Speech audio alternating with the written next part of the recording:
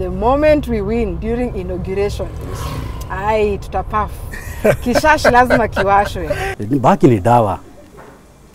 Na lazima tupande. Sasa kama haingekuwa dawa, si Jamaica wote wangekuwa wenda wazimu. You've done quite a lot. Si mambo mingi. Noko geria. Ni kujaribu tu. The slogan of your party is shake the tree ama tingiza mti. Imeenda.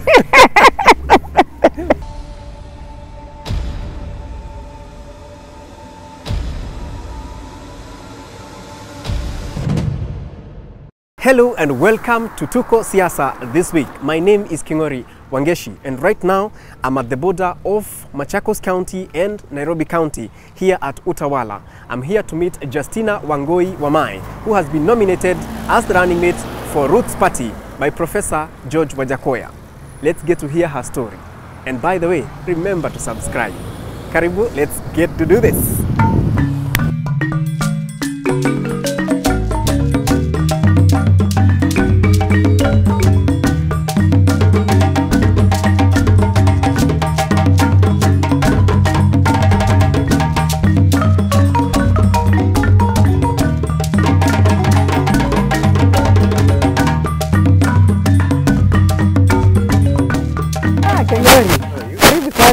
Aya hujapotea. Nadhani hiyo opinion imekuwa accurate. Very accurate. Karibu kwetu. Asante. This is the place. So hapa ni yard yetu where tunapack machines zetu na lorries. Hapa tunafanyanga services. Tunaiservice na pia tuna rest hapa na watu wangu sasa ile hakuna kazi. Like no, it's very rainy. So with the rainy season business is low. Because actually there is no need when the site ushindwe ku excavate. Na pia mali tunafakuanga na dump site ya mini cotton. Gari itashinde kikwama. So it doesn't make economical sense ku work during rainy season. So hapa ndio si kuja kama relaxation area na place pia kungoja call. Kazi imetokea. Na wewe as Justina uko kwa hizi matingatinga. Niko kwa hizi matingatinga. Interesting. Yes. Sasa Justina. Tumekuja kwa sababu umekuwa nominated kuwa running mate wa Professor George Wajackoyah. True.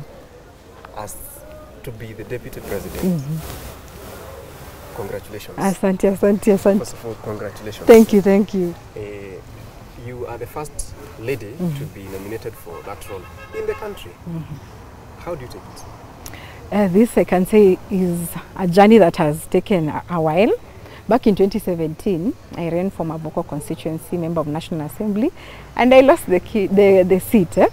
But naweza sema political parties zilinipatia a serious character development. So it is a journey that has come true. So I'm happy kufika hapa, and I'm so privileged and I'm humbled by Professor picking me. I'm only 35 years old, so I felt Professor's party, Roots Party, considers the youth. Kule kwingine when I was running for member of National Assembly, many people are telling me, why don't you start as MCA? So hapa kwa Professor kunipatia hii chance, inaonekana what I've been doing has not been in vain. Yes. Sasa Justina alizaliwa wapi? Akasoma shule. I saw your resume and umesoma? Nikujaribu. Tungetaka kujuana na Justina. Yes. Alizaliwa wapi, akasoma wapi? Hadi akafikia kiwango kwamba anaweza deal na matingatinga. I'm a native of Dagoretti. My grandparents, my dad is from Dagoretti, but I was born in Kibera, an estate called Fort Jesus. After that, tukakaa 2007, clashes really affected us. So we moved with my parents to Syokimau, which is in Machakos County. Yes. And now again I got married. I live in Machakos County, Mavoko constituency, upande wa Utawala. So masomo nilianzia Guadalupe Nursery School, so on Ngong Road, nikaenda Kilimani Primary School. Na tukiwa huko naweza sema my parents really tried. Unajua karibu na kwetu kulikuwa na ile Olympic Primary, the famous But babangu alikuwa anasema ati hapana, wacha nijaribu uende ile class mzuri huko. Kwa wanaongeanga English vizuri. My cousins were there. Yes. So my dad and mom wakatupeleka huko, pia madhe alikuwa anasema huko kuna swimming pool. So utaenda kulearn swimming huko. Yes. After Kilimani Primary School I went to Limuru Girls School. Na huko pia the funny thing hata nimekumbuka when I was in Form 2, my class teacher Mrs. Karanja really insisted nikuwe class prefect. Kingori nililia Mimi sikuwa nataka kiti. I didn't want to be a class prefect kabisa. So Mrs. Karanja ukiona hii, I really cried. Akaniambia, if you don't take this position, we are going to send you home. Nika imagine I go home and my mom, the way she's strict, nitasema nimefukuziwa nini. So Mrs. Karanja, you forced me to take that seat, which was a good thing because that is where I honed my leadership qualities. From Form 2 to Form 4, class prefect. Then I went to Daystar University. Wakati wetu in 205, we used to wait for 1 year ndio uende campus. But again, being in Kibera, my parents wakaona anaweza haribikia mtaani. So wakaniambia ende utafute university itakusuit. So I settled on Daystar University and I did a BCom Management Information Systems. And then at that time, Kibaki was bringing in the aspect of efficiency in procurement. So my then lecturer, who is Bishop Max Karaoke's wife Joyce, alikuwa ananifundisha Daystar. Akaniambia, akaanza kuni-encourage, sifanye procurement, fanya procurement. And since I'd done many courses in MIS, I did it as a minor. But she also guided me and I took up a course, a UK course, CIPS UK. It's a course on procurement. And I have a graduate diploma from CIPS UK. It was an online study, which also agrees with Roots Party idea of education should not be compulsory, and also parents have a right to decide what kind of education. So having tested online reading, I felt why should we force kids to go to school? After that, I decided to do a master's in procurement from JKUAT University. Which was your first hustle, either in campus or after campus? My hustle, my very first one was, I was an invigilator at British Council. Soon after Form 4. Because of your good English from Daystar. My good English, and then also, but after Form 4, my auntie was, she was the head of exams then at the British Council. So I told her, auntie, you know, I'm broke, I don't have money. I'll see what I'll do for you. So when there was this exam, CAPS, ACCAs, and CFAs, I'm your auntie, but if you come to joke there, I'll just fire you. So that was my very, very first hustle, being an invigilator. We call them proctors at British Council, kusimamia exams. And I can say hiyo pesa ilinisaidia hapa na pale. Starting ilikuwa kama 10k. It was good money, and you see, during exam season pekee. So naweza sema it was good money. Though my mom used to really tell me mashida nyingi ya pesa, most of it nampatia. You know how African mothers are. So it was good money for then, at that time, 10,000. And naweza sema ilinisukuma until when I did my masters, because when I started my masters again, my parents thought I was lying. Mamangu ananiambia, why are you coming home? You see, I used to live at home. Why are you coming home late? Naambia mimi nimeanza masters. Madhe ananiambia babangu uongo huyu. Anaenda tu raha zake. So kitu ilifanya waamini, it was the first transcript ya first term ya masters. Ndio wazazi wangu wakaona, God, this girl is serious. And then at that time when I was doing masters, I had gotten a job again at British Council. Hiyo kwa invigilator. I got a job as a project assistant. I was tempted to buy a car. So the money was good then? It was good, but nikaona it was a contract for like 8 months. Sasa nikaona if I buy a car after job, I won't be able to maintain it. So I felt, what can I do with this money? That is when I enrolled for my master's program. Because niliona gari, maybe by your time again, after British Council and masters, I really stayed out unemployed. I really tarmacked. Kingori, I've tarmacked. For how long did you tarmac? Well, I can say after British Council, I tarmacked like 2 years. 2 years. 2 years. And I used to have somewhat bitterness in my heart. I'm thinking, I've gone to school, I've studied, my grades are impressive. Why don't I have a job? But also at that time, someone else, my life has always been about connections. Mtu akaniambia, see you open a youth company, register, AGPO, you know English, you can be a good trainer. Tukupatie tenda kidogo tu pre-qualification ya training. So I can say after those 2 years of tarmacking, I did like 1 year of training, public sensitization. Most of it was in public sector. So we were to wanaenda training like Nakuru, retreats. And I can say it also built my confidence in terms of standing in front of people. Yes. So what have I learned so far? Because I've mentioned people who've really helped me, is divine connections. Divine Connections is very important because as it is, I had not met Professor before, but I really loved his idea. But funny thing, someone who works for Professor is the one who contacted me. Akaniambia, I'm going to share your details with the professor and we shall see whether you fit into our vision. So also being in this position is about connections. If I wasn't good to that person, and that person the last time we spoke was like 5 years ago. Justina, what would you consider as some of your most impressive achievements so far in life? The most is having ran for Mavoko National Assembly position.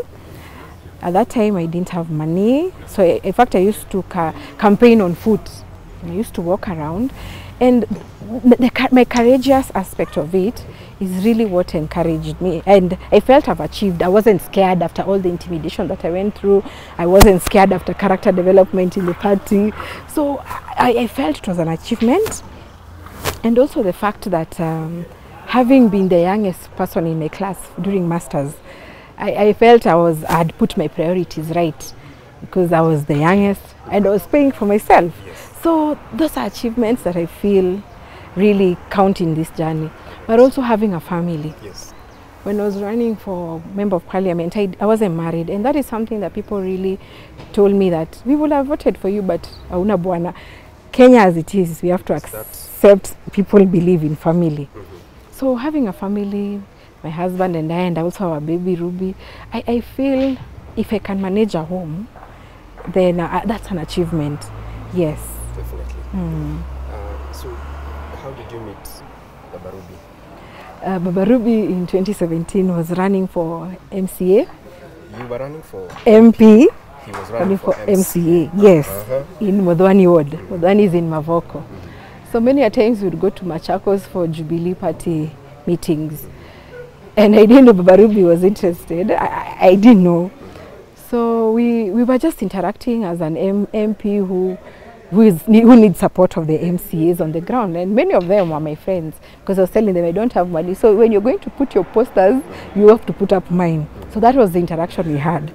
So Baba Ruby, after by the party, we never had nominations for Mavoko MP position. That time, by the time I was receiving the news from the former SG of Jubilee, we were with him in Modwani. So I was so distraught. I cried. I think he wondered who you was. He felt pity, I guess, on me. So that is when now we started becoming close. We both ran. He also had lost the ticket for MCA Jubilee. So his honor encouraged me. He told me, as long as you wanted to do this thing, let's go and get run as independent. But Ruby did for me my symbol. Actually, Kingori at that time had lost focus. You know, I felt like this is the end. I've worked so much for the party and then they have done this to me. So Baba Ruby did my symbol. Pale kwa Register of Political Parties, he was there with me. So that is where we cultivated the friendship. Then as they say, the rest is history. Na tuko hapa. Yes. The rest is history. And we are looking into the future. Yes. Okay. Yes. Pale naona ndio huwa unaketi. Hapo ndio mimi huwa nakaa na nasomeanga vitabu zangu hapo. Just to gather and gain more knowledge. Napenda kusoma. I love reading. Oh, yes, after all, unafanya masters. Unafanya PhD? I'm planning to. I'm planning to. Okay. Yes. That means wewe ni mtu wa vitabu. Mimi ni mtu wa vitabu. Utakalia hii ya dhuri ya wazee. Shege wa Kanyi. And then Kanyi wa Kimani. Wewe unakalianga hapa. Mimi nakalianga hapa. Wewe sasa utachagua ile yenye. Okay. Yes. Justina. Yes. Tell us about some of these books that we are seeing here. Because it looks like you like reading. I do actually. So today I have 2 books that are my favorite. But this is my most favorite book, Margaret Thatcher, her story. It really, really encourages me, given that she was born, she weren't wealthy, but her love for politics, where it came from. So I read a lot, and the fact that she was also very creative in terms of public policy, for me it's an educational tool. So when I want to know something, I refer back to what Margaret Thatcher would have done. So this lady was a strong lady, and she's influenced most of my decision making in terms of politics. Again, remember, she was married to Dennis for a very, very long time. So her success in public life and also family life just makes her a perfect role model to me. Yes. And then this one is about blessing our children every day. I believe in being positive as a parent. The moment your child is young, from a baby, speak positivity to the child so that he will not depart from what you're teaching them. And it makes a lot of reference to Abraham and the way God told him, God blessed him with a son, and how Isaac also became blessed. He went and blessed Esau and Jacob, you know the story. So parents are the primary blessings giver. So I was reading this book and I've not finished it, but one thing I know, it's about attracting positive energy and making our children know that we have blessed them from the word go. Yes. Would you have a number of the books that you have read so far? Apart from the academic ones. Yeah. Well, let me say, like, how many? Around 30 of them, but most of them are political. 48 Laws of Power, also why Singapore became a superpower, why the journey of Singapore to where it is. Also, I read Ngugi wa Thiong'o a lot, The River Between, and try to look at the context. So, along the reading journey, did you ever read about bang or marijuana? Well, there's a time I read about when Margaret Thatcher used to insist on being creative on how government will make government profitable. I said, and trying to understand commodities that we sell globally, and I came to tea, I came to coffee, and like when I see my mom-in-law, she's into tea. She puts so much effort in tea, but her returns are minimum. In fact, there was a time there was a meeting for tea farmers in Murang'a, and I called and I told her, hey, Mother, I thought I'll see you on TV. She told me, I can't go there because it's a waste of time. I put so much energy in tea and the returns are minimum. So I started asking myself, how can we make it productive for farmers? What is this that we can grow for farmers? So I was in the process of trying to understand bang and how it can be used as a commodity. And I realized, well, he is also a professor who has the same ideas. Probably we can synergize and see how we can make Kenya great. So nyinyi ndio mmesema mnataka tuuze, si tukule. Legalize ya kuuza for export. Yes. How did you buy into that idea? For me, when I look at the greatest challenge we're facing in this country as it is unemployment. I asked myself, if bang one is a zero cost, it requires zero cost in terms of input, why don't we can't employ everyone in government, we can't employ everyone in private sector, but I know everyone has a piece of land, or even outside your house, we can grow it. So I realized it's about empowering our people. And there's this question also when you look at Thatcher's previous interviews. She used to ask people, you're saying government to do this, but you're not telling us the how. So Professor and I, and the Roots Party, are telling Kenyans how we are going to make you economically stable, how you are going to put money in your pocket, how you are going to pay off our debts. So the fact that it was practical, it was a real idea, really compelled me to support it. I'll be a deputy who follows instructions from my boss. I will be a deputy who is ready to learn. I'll be a deputy who will represent my boss in any way that I'm required. I'll be a deputy who adds value to what the president wants us to do. Basically, I will not embarrass him. I will make him feel that he made the right choice to have me. I would never want him to regret the decision to have me on board. Yes. Okay. And what do you think, now do you think that now this is the time that Kenya should have a lady who is a deputy president or a female deputy president? The time is ripe, considering people are saying, oh, the women reps have really disappointed us. It's been 10 years, we are not seeing impact. But this is the time. If you're having even women reps in our counties, let's also focus on having more women representation and the higher level of government and policy making. So this is the time. And remember, global experience, global policies also affect our local experiences. Kamala Harris is there. We've had a female president. We had one in Brazil. There's also the youngest. Where is this? It's Finland. So the environment is ready, and we have to move with the changing times. So this is the time to have a woman, and again, having a woman in leadership or that highest level of decision making will try and work together and move together as a country. Like Obama told us in 2016, you have to empower the women in your team if you really want us to move forward. And given that our vision is great, legalizing and regulating bang for export, we need women in this thing, because women most of the time are the ones who are farmers. Husbands buy land, but the women are the ones who are tilling the land, they're taking care of crops, they are plucking. So we need them in this journey. Yes. Where will you export this bang? Very good. We'll have a market in US. There's a market in the US. And funny enough, do you know US, the New York Stock Exchange, they sell the trade of bang. There's trading of bang there. So that is a market. China for medicinal purposes. India, there is also a crisis. There's a shortage of bang. Remember India, they use bang for religious purposes. But the Chinese are using the byproducts of bang hemp in producing brake pads like what you use here.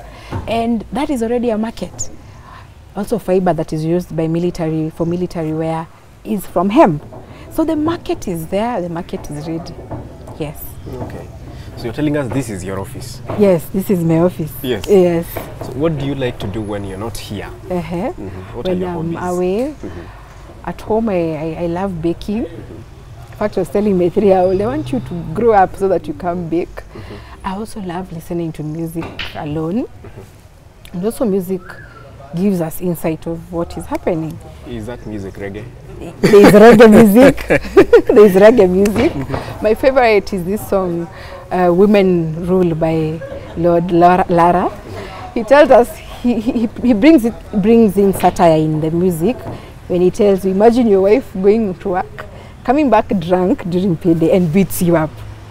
That satire is trying to show us that with time, as a going concern, one day women will be in power. So let's work with them, let's be positive with them, let us live in harmony with them, because one day women will be in power.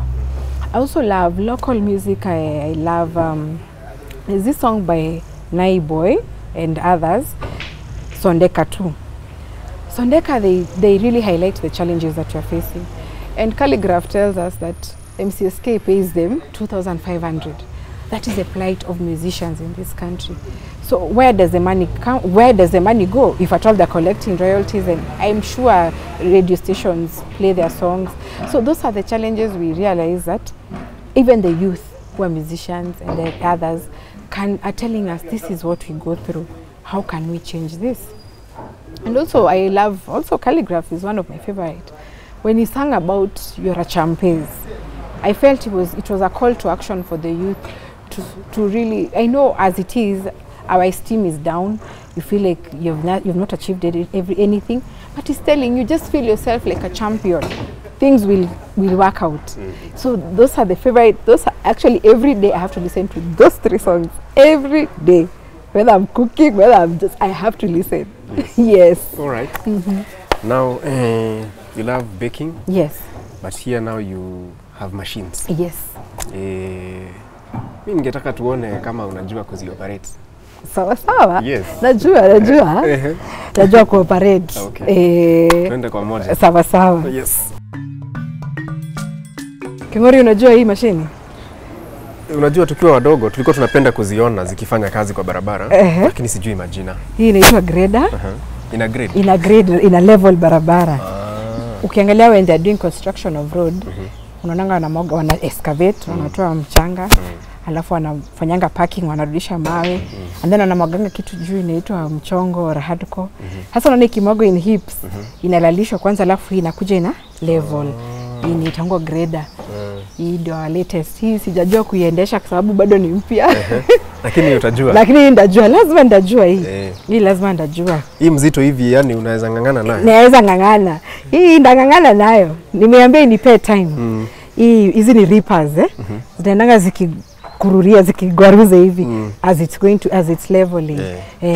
Okay. We are also into supply of building materials. So we have our own trucks here. Kuna ile unaona imeharibika pale. Hiyo ni lori ikianza kusumbua we divest and we sell it as parts. Okay. Yes, badala kushinde tukisumbuka in terms of maintenance. So what is happening there? So these guys, these are our employees. They like now, you know, it's the rainy season. Business is low, so they come here to have fun, interact. That is where we've given them space. Like catharsis, a process for their own place to enjoy. Ndio mwanaume akishinda sana kwa nyumba bibi anaanzanga. So they say. So at least hata kama hakuna kazi, wanakuja hapa wanajienjoy and they gel and harmonize. Alright. Yes. Pale tutaenda na unajua pale naona kama utanishinda lakini nitajaribu pale. Nitajaribu sana. Tutaona. Sawa sawa. Tuangalie hii yenye unasema unawezana nayo. Hii acha niangalie. Unajua siamini. Zack, nipe kifungu. Hii tumekuwa nayo for a while, kwa hivyo nime practice. So when I was telling you wakibuild barabara wanachimbua, they use this. This is called a wheel loader or a shovel. Hiyo ndio ina scoop inaweka kwa lori. Sisi tunapenda kuona ikiinua na ikisukuma. But how it operates? Hatujui sana. Hii siwezi tuseme imeachwa mahali. Operator ameikataa kuipeleka kazini, siwezi kosa kuipeleka. Naweza peleka site, operator atakuja endelee, lakini bora ifike site. Okay. Let's do this. Kabisa.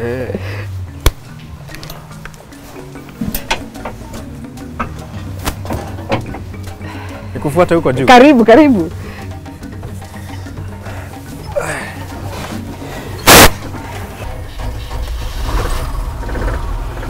So ukiasha hivyo, huwezi enda hii kijiko ikiwa chini. So mtu anainuanga kijiko.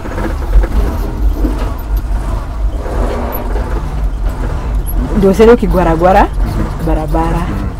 Sasa juu hii tumesema ni automatic. Bahati zimekuja hivyo, unaweka. Sasa juu tumepack lazima tu reverse. Unaona? Narudi nyuma. Angalia nisigonge gari za watu. So, it's just like driving a normal car. But it's very heavy. It's very, very heavy. Also, and then when you're driving this thing, you have to be very careful. Tunaweza inua hii kijiko. Ukiweka gradient juu ya the higher the gravity. The pull. Unaweza enda kupiga kona ikwangu, ianguke. Unafanya hesabu. So lazima uibalanceishe. Alafu unajua unaweza enda kama umedunga gari za watu. So you need to, that's why we even tell our operators, we want them very sober, because hii kitu unajua ukienda kwa barabara unaweza umiza watu nayo. So those are the things I try to talk to them about. Now they're good people, they've never come to work wakiwa walevi. Narudi neutral, naenda number 1, kama unataka unaenda mbele. Alafu hii uzimangi na key. Kuna hii stop, unaona? Sasa kuzima, sina kuasha tuliasha na key. Lakini sasa hii unavutanga tu ya. Na imezimika. Hii ndio team yetu, you know we work as a team. Yes. Na sasa vile sasa hii kumekaa hivi kumeboeka, hakuna kazi. I've told you rain really affects how we work. So we are here to enjoy ourselves and have leisure. Yes. As people are bonding. Hata labda mmoja wao atakwambia kama I'm a good boss ama I'm a bad boss. Ukiwa umewaekea hii. It speaks volumes. Yes. So hapa tunakuanga hapa sisi wote. Hii ndio jeshi yetu hapa. Justina ni mtu mmoja tunaamua wacha sisi tumpatie kura zetu, na tungeomba hata kama wengine tungekuwa na wengine washikiliane na sisi tungefurahia sana. Sasa hebu nipe picha ya vile unamuona akiwa deputy president. Najua tutaendelea, tutakuwa bali juu. Sasa kama saa hii vile tumesimama juu ya vitu kama chuma, tunaona chuma zimesimamisha ujenzi. Kuna vitu kama mvua. Sasa kama leo unaona tunacheza tu hapa. Tunajaribu kujiweka busy na hako pamoja na sisi huku, anakaaga na sisi huku. wakati wote. Mimi naona tutaendelea sana tukikuwa na mtu ako na ile motive iko na Justina. Kwa hivyo na uongozi wake akikuwa deputy president. Unaona yani future yake akiwa deputy president. Unaionaje? Future yake na mimi naona kama itakuwa kama ya mtu kama tunaweza linganisha na mtu kama Kibaki. Kulingana na vile tumeishi na yeye na vile tunamuona hapa ametusaidia sana. Na tuwezi complain sana, isipokuwa ni kama sasa wakati kama huu kuna wakati wa mvua na anashikilianaga na sisi sana. Hata ukikuja mchana utatupata tumekaa hapa. Na mimi naona ni mtu ako na maono mazuri kwa hii nchi yetu. Yes. Na hiyo story ya bangi leo unasemaje? Kwanza hiyo ni mzuri sana. Hakuna haja atuambie mambo ya pesa ati tutakuwa tunapewa 6,000 brother. Unapewa 6,000 itakuwa imetoka wapi? Lakini tukikubalishwa kupanda hii kitu na huku watu kadhaa hivi. Hata unajua sasa siku hizi mambo na pyrethrum vitu zingine hivi zilisha pesa. Lakini tukikubalishwa bagi iko sawa. Okay. Na tukubalishwe pia hata watu wakubalishwe. Unajua bagi ni dawa by the way. Ama hujui hivyo brother? Ni dawa. Bagi ni dawa. Na lazima tupande. Sasa kama haingekuwa dawa, si Jamaika wote wangekuwa wenda wazimu. Unajua siri moja ni moja. Unajua ile kitu iko. Unajua hakuna haja ni kuambia nitakupea pesa. Afadhali nikuoneshe video utakuwa unafanya hii njia unatumia unapata pesa. Sasa wewe niambie nipate bagi niuze nipate pesa. Lakini usiniambie utanipea 6,000 itatoka wapi? Sasa nikiingisha ya black umenishinda ama nikishinda? Sasa unajua ukiigiza hii black sasa itakuwa hiyo mchezo umeharibu. Sasa wewe hiyo imeisha hivyo umejikura wewe mwenyewe. Na sasa niko na swali. Kama vile watu wengine mimi naona wanataka kujikura kwa hii mchezo ya uchaguzi. Lakini ukiangalia game ya kina Justina wako sawa. Wanajali maslahi ya binadamu ya sisi raia huku kama vile tuko huku tuna haso. Hatungekuwa hivyo. Juu bei za stima nini ingekuwa sawa. Juu bagi ikiingia kitu ya kwanza pia pesa inaingia kwa mfuko. Ndio hiyo unasikia pia watu kama UDA wanasema pesa mfukoni. Sasa ya Justina ndio inaleta vizuri pesa mfukoni. Bangi inaleta pesa vizuri. Sasa si ndio italeta brother. Jamaika bona si maskini. Na kunaga mwenda wazimu pia. Na bona wewe uchezi. Mimi nacheza. Haya. Sasa hii lazima iingie. Yenyewe brother acha nikuambie. Mimi naona nchi itakuwa tu mzuri tukiamua tuchague hata mwanamke at least tuongozwe na Rede. Kenya tutaendelea sana. Sasa unaona kama saa hii sasa wewe mimi nimejikura ucheze mara mbili. Justina, what would be your message to a young Kenyan girl or a young lady who is watching today? My message to young ladies, a young Kenyan girl, is to dream with ambition, you lead with conviction, and also see yourself in a way other people don't see you. If you expect people to approve what you're doing, people to tell you, to cheer you, they will never. So you be your #1 cheerleader and tell yourself, iko nini? That's what I always tell myself, iko nini? Why not? Why not try something out? Ikinishinda, I'll say I tried. But most of the time when you try, you don't fail. What is your favorite food? My favorite food is, being a Kikuyu, there's this mukimo ajahe with ripe bananas and chicken. Yes. I love that food. I love that food. It makes me happy. Yes. Yes. How about beverage, water, tea, juice? Okay. Which is your drink? My drink is tea. Tea with a lot of tea leaves. Okay. Mimi sipendi chai mzungu. Tea with a lot of tea leaves. Yes. And 1 teaspoon of sugar. Yes. Very little, not too much sugar, kidogo tu. Na maziwa ikuwe imeshika, isiwe chai ndefu. Ikuwe fupi nono. Fupi nono lakini si chai ndefu. Unapenda gari ya aina gani? This is a big machine. What is your dream car? My dream car, well, I used to dream of a V8, Lexus 570. But when we acquired this is a Toyota Revolution 2018 model. In fact, someone was telling me, hata V8 has nothing on you. So I feel like I'm already driving my dream car. Wow. Yes. Okay. Yes. How about your dream holiday destination, either in Kenya or outside? Funny enough, when I was young, we used to watch this. Citizen TV had brought the Niger movies. For some reason, I've always wanted to go to Nigeria. Just eat their food, fufu and okara, then wear those clothes, those flamboyant clothes. So one day I'll have to go either Lagos or Abuja, but I have to go to Nigeria. You have to be Nigerian. I love the way their life, how they enjoy life and how they live life. Yes. Yes. Now let's talk about bang. Yes. Munasema tupande. Sometimes when you people talk, we feel like you have already puffed it. Do you? Actually, I've never puffed. When I was young, I told you I grew up in Kibera, Fort Jesus. Yes. And we used to pass somewhere and my mom says, hapa inanuka bangi. So me, I used to wonder, oh mama, hii harufu amejulia wapi? But me, I've never puffed because again, what you are told when you are young is that when you smoke this thing, you're going to go crazy. You know the negative energy towards bang.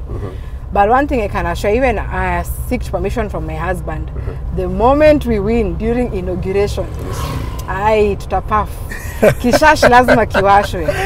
Kitashika. Kishike mbaya. Lakini ni hiyo siku pekee. Turudie maneno ya exportation sasa tutafute pesa.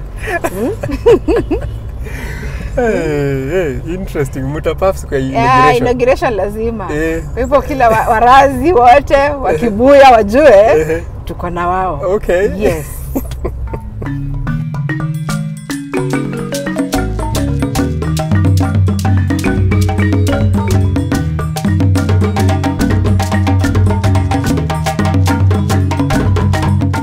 Hii ni feel sasa. You get a feel of what you do. Yes.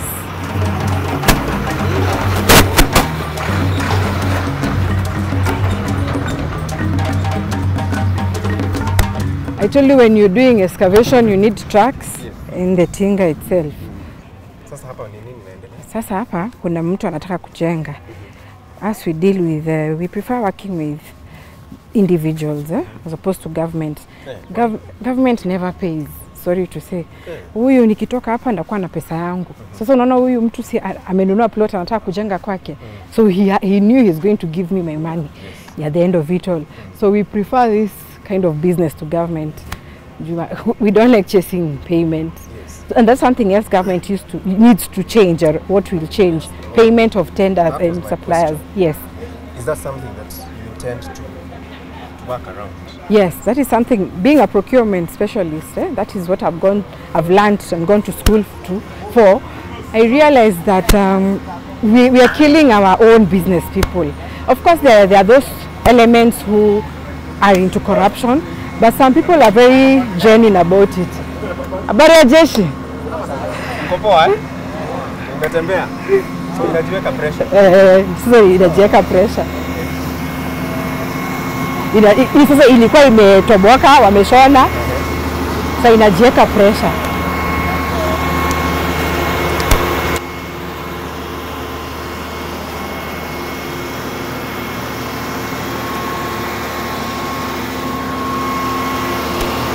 So the other side is a cylinder that connects to them. Wasana.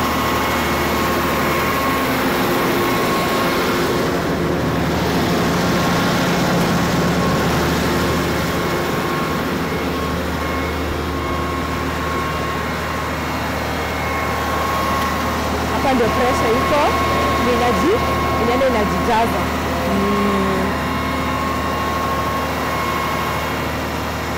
So this is the plot. Hapa ndio anatoa. Tuna scoop cotton soil ndio at least nyumba isijengwe kwa matope. You know the challenges, it a crack, inaweza sink. So kwa hivyo this is what we do. Excavation of cotton soil. And also supply building materials. And why we like working with individual Kenyans. At the end of it all, I'll go home with my money. But government do so much bureaucracy, red tape, pesa inakaa miaka mingi. You know, it kills business people. So we deal with individuals, but tukipata serikali hatukatai. Kile tunaangalia ile mikakati like 50% prepayment for purposes of getting commitment from them. So hii ni kutoa mchanga. Hii ni kutoa cotton. Utajuaje umefika umetoa hii yote ya juu ya bottom? Unaona ukifika kwa hiyo mawe maram sasa hata nini najaribu kuscoop haiwezi. Haiwezi itakuwa umefika kwa mwamba. You have to go deep. Then umwage hii ama sasa hii utokana na dump sites tumepatiwa na county, so you pay for that license. Yes. This soil cannot be used in any way. It can't be used, but many people like when you go down here in Mavoko, wako kwa mwamba, and if you want to do farming they ask us for this cotton soil. Ahali wa kupanda mimea. Sasa iko sawa. Iko sawa. Ataendelea na kazi. Acha operator wake ingie. Project inspect. Sasa hiyo ndio kazi yenye tunafanyanga day in day out. Yes. Na tunasukuma gurudumu la maisha, and you're also building the nation with our little contribution. Yes. Is that how you'll be inspecting government projects? That is what I'll be doing. Now, considering I've been part of this machine, yes. I am well versed with the construction aspect of it. Yes. Yes. What are some of the low moments in your life that you would remember? One of my lowest moments was when I was unemployed. At that point I became so depressed, you know, and like they say, bitterness is bad because it locks out blessings and positive energy. I would feel so depressed and ask myself, why am I not getting a job? And then also I cannot blame my parents. At the time they were telling me, we've spent so much on you, you're the one who's refusing to apply for jobs. So I can resonate with even the challenges Kenyan parents are going through. You have paid school fees for your child, but they're not getting a job. And you know, this is Africa. Of course, when you get a job, you have to support your parents in either way. So not being able to even give my parents something really affected me. Unemployment had, actually there's a time during that period, I also spent my little money. I did a show called Out There. But remember, I'm not in media. So I tried to push it, it never worked out. So I felt, that is the time I felt like a failure, because I asked myself, what have I not done? Even doing a TV show, and that is not my area of expertise. And then I was broke for a while. I was really broke, and I used to live at home for the longest time. Even when I was running for Mavoko constituency, I was at home. So I can resonate with parents when they feel depressed. And that is where, dear parents, because parents is father and mother and your children, we are trying to tell you that we are giving you the how we are going to put money in your pockets. We are giving you the how we are going to deal with the national debt.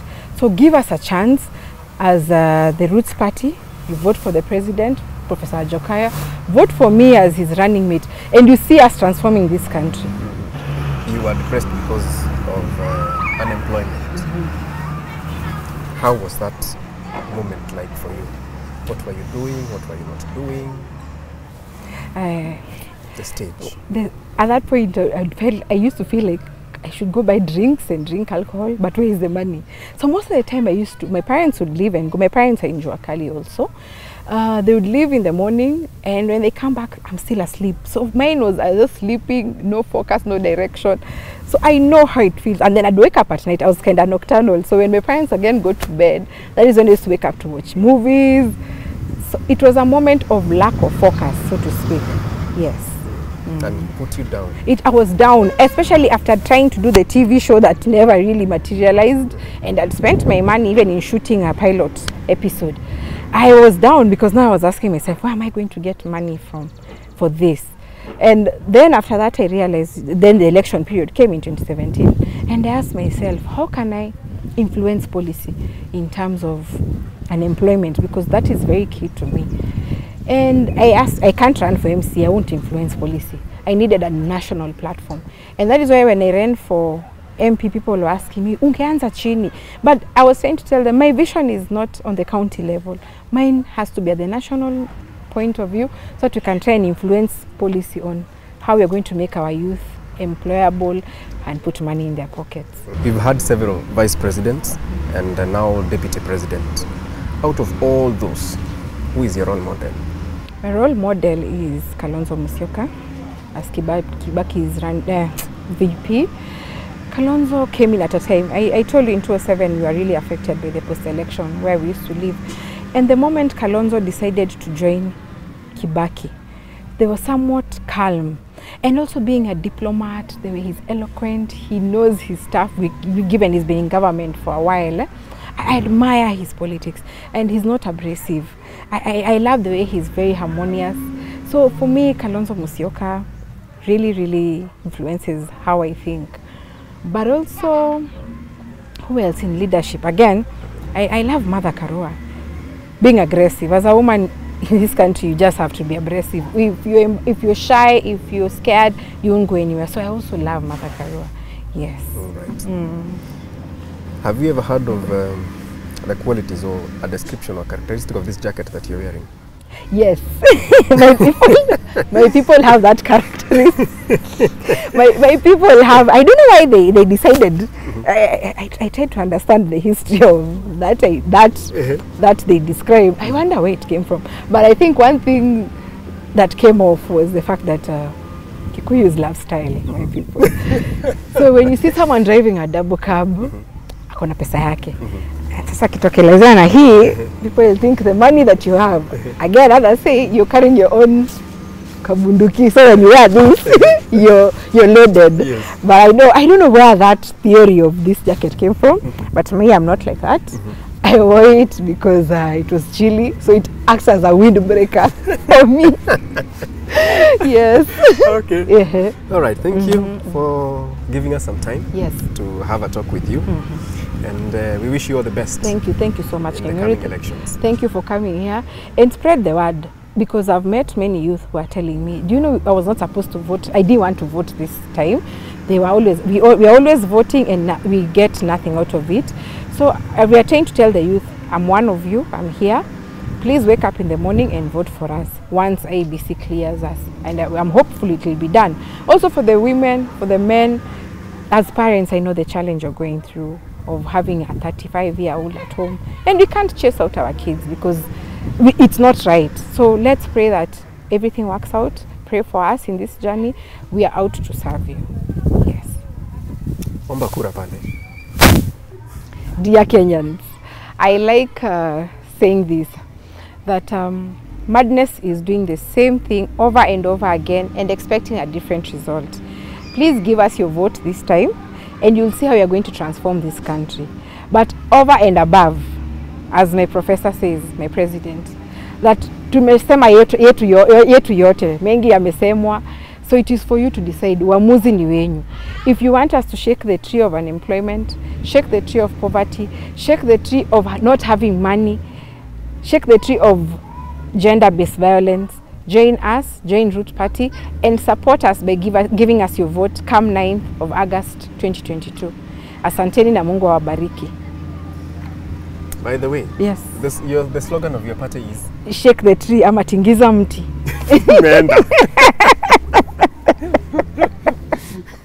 Now tell me, haven't you loved this episode of Tuko Siasa with our girl, Justina Wangoi Wamai? And she says this is the kind of power and energy she needs to bring to the presidency as a running mate for Professor George Wajackoyah. What we need to do now is to leave Justina here with this shovel so that she can load that truck over there. But until next time, my name is Kingori Wangeshi for Tuko Siasa. Remember to subscribe because the journey to 1 million subscribers is still on.